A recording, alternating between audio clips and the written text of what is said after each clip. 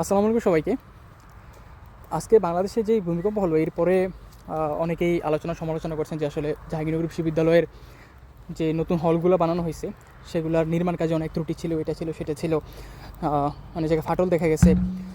তো আসলে কি হবে এখান থেকে সমালোচনা করার পরে যেটা হইতে পারে যে এই বিল্ডিংগুলো তদারকির জন্য বা এই বিল্ডিংগুলো মেনটেনেন্স দেখার জন্য বা এর ফিজিবিলিটি দেখার জন্য একটা টিম আসতে পারে, টিম এসে এটা পরীক্ষা নিরীক্ষা করতে পারে।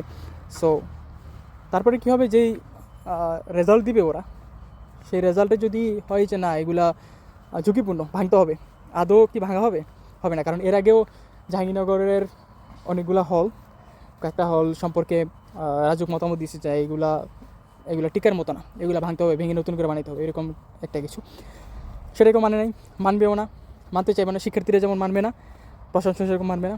আর বিশ্ববিদ্যালয়ের নতুন হলগুলো নিয়ে যদি এরকম কাজ টাজ করতে হয় তখন কী করবে? একটা টিম নিয়ে আসবে, কাজ করবে, সেখান থেকে বড় ধরনের একটা অর্থ এদিক সেদিক হবে, এটাই আর কি। আবার যখন নতুন করে করার কোনো কথা উঠবে তখন আবার সেটা নিয়ে নতুন বাজেট হবে, সেটা নিয়ে আবার টাকা খাওয়াকেই হবে, এটাই চলবে আর কি। এটার বেশি আসলে কিছু হবে না।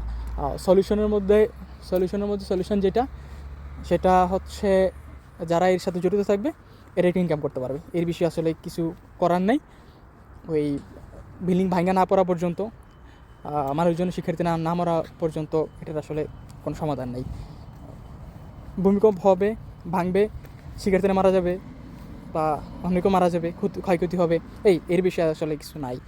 সো যতই বেশি সমালোচনা করবেন, সমালোচনা করতে করতে দেখবেন এক সময় এটা নিয়ে কাজ করার জন্য একটা বড় টিম গঠন করবে, আবার লাখ লাখ কোটি কোটি টাকা বাজেট হবে, সেখান থেকে আবার লাখ লাখ কোটি কোটি টাকা এদিক সেদিক হবে।